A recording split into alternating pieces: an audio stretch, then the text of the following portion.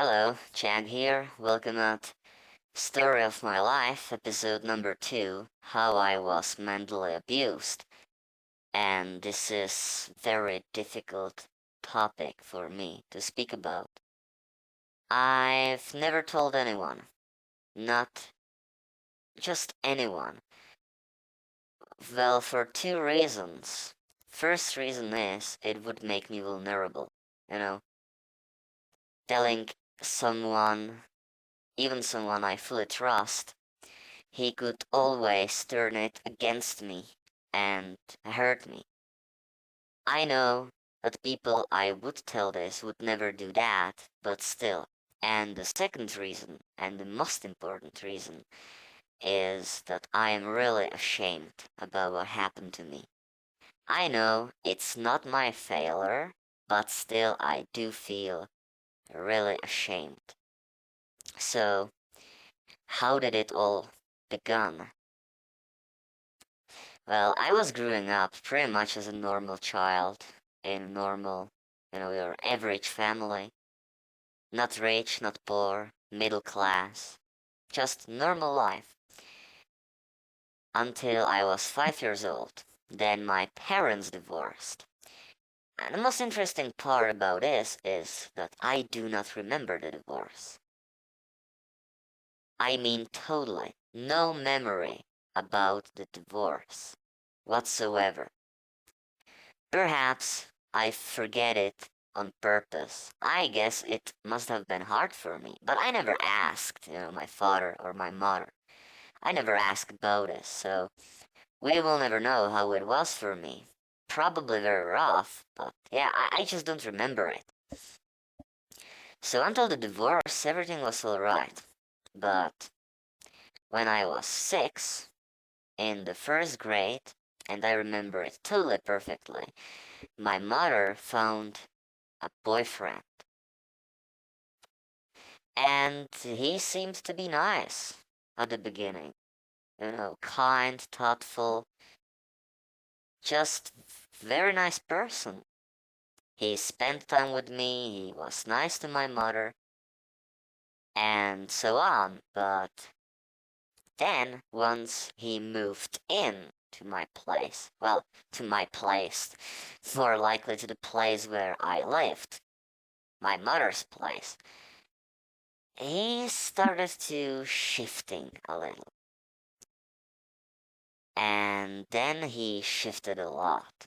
I mean, a lot.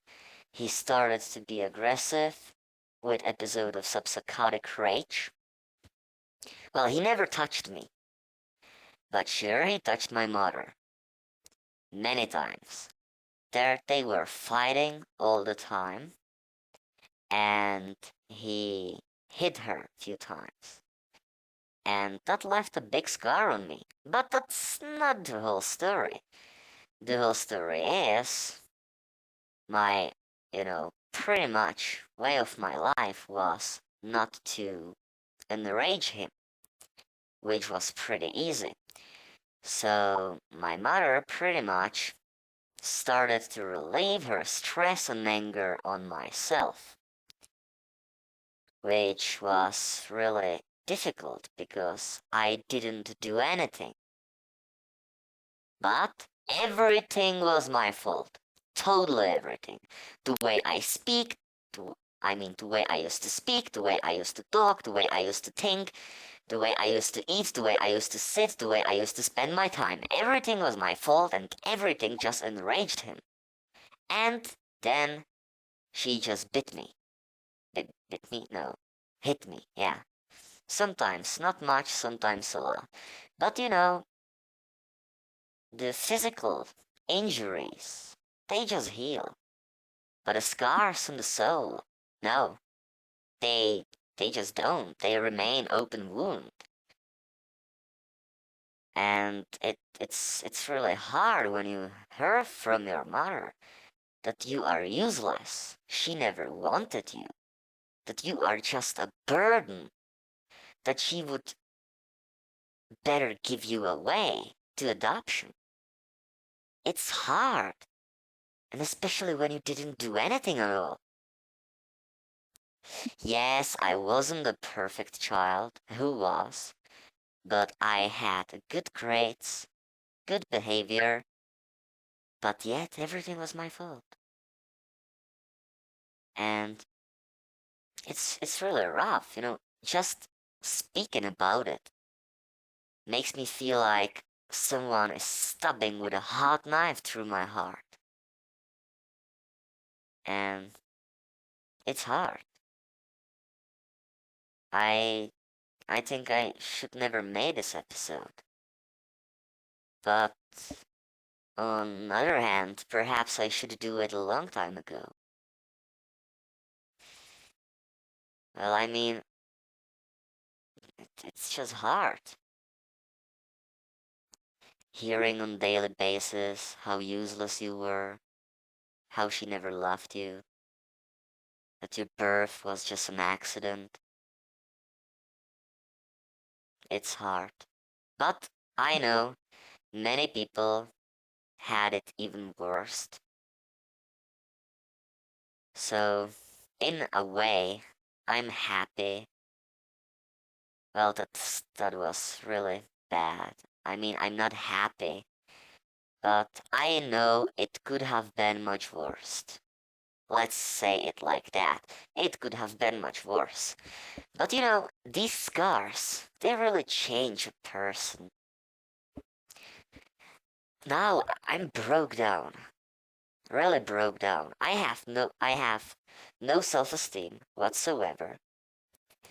I am pretty much punishing myself with overeating, although I'm on diet.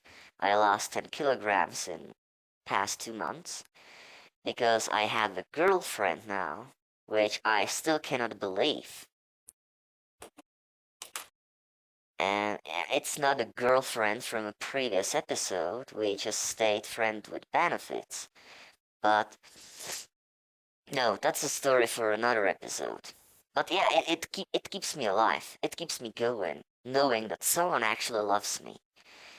But, if no one loves you for your entire life, it's just, you just don't believe it.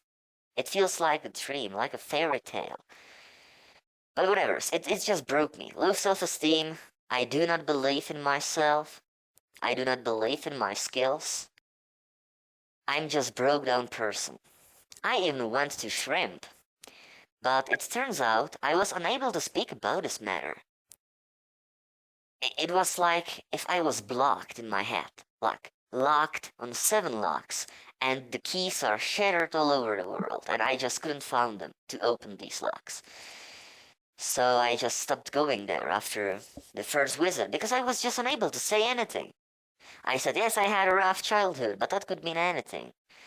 For some people, a rough childhood could be, oh, my parents didn't buy me the new iPhone. A new iPhone. Yeah, that's so rough. But for them, I believe it is rough. So, I cannot speak for them. But, yeah. And the abuse was, rougher and rougher each year. He started, to hit her more often, more hard. She, um, she even took a knife and stabbed him in his heart. She missed the heart by 1 centimeter. I remember it. I was, how old I was? 10, 11, 12?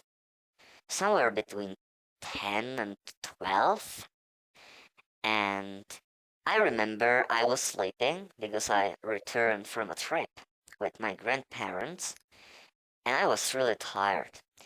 I was sleeping, and then a shouting awaked me, and I was like, oh yes, they are fighting again. So I pretty much hid behind the bed and waited for it to be over, and then I heard my mother shouting. And I was like, okay, I have to go there.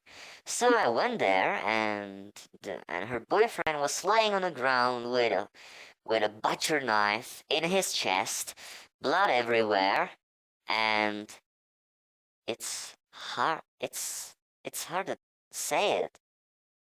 But I felt happy. I felt happy he will die. I know I'm a bad person. I realize it. It's not cool to wish anyone to be dead. But I did. I I had no emotions in my face when I saw it. But I was happy. I I was genuinely happy he will die. But he didn't. My mother got herself together. She have called the cops and the emergency. She said it was in self-defense. He never raised, how do you say? He never sued her. So when he got back from hospital, they were together again. And it all started repeating itself. Just fighting, verbally and physically, and so on.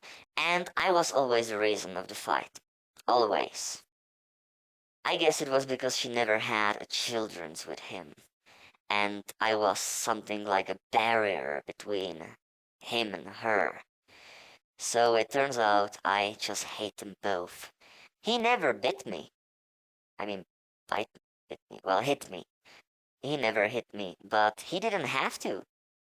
Because the words, his attitude towards me, and I know he was the reason my mother hit me all the time and put me down all the time. He was the reason about it, so I just started to hate him, and then I just started to hate my mother. I just don't know how to deal with it, you know? It's hard, it's much more easier to deal with your own failure.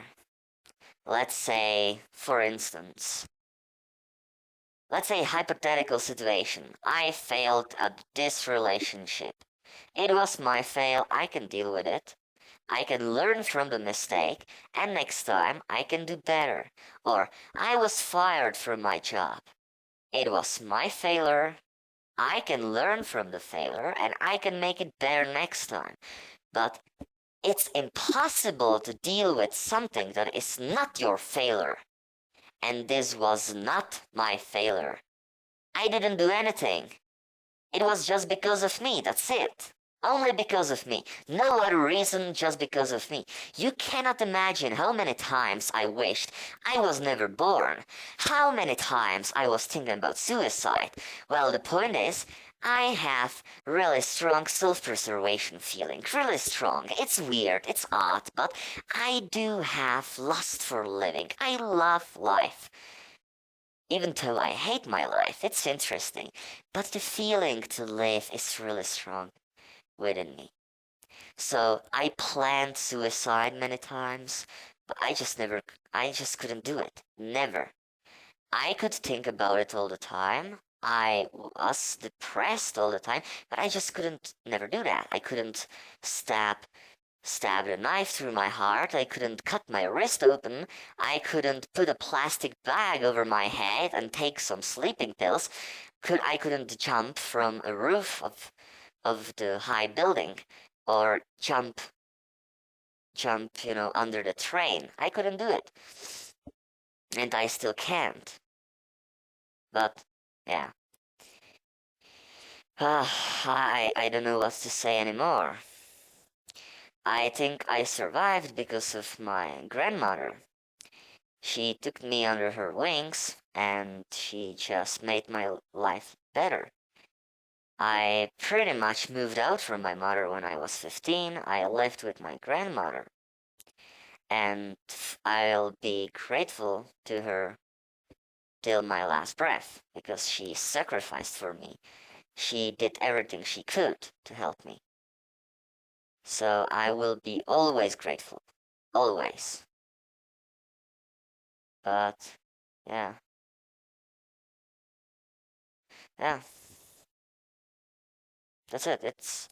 I think I still live because of my grandmother. So this video is dedicated to her, although she will never heard it. This video is dedicated to her.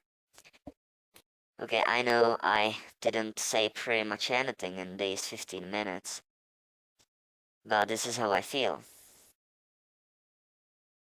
I thank you for listening. If you had similar story, please write it down in the comments. I will appreciate it. And yeah, I'll see you guys next time. Thank you for listening, and I wish you the best in your life. Goodbye.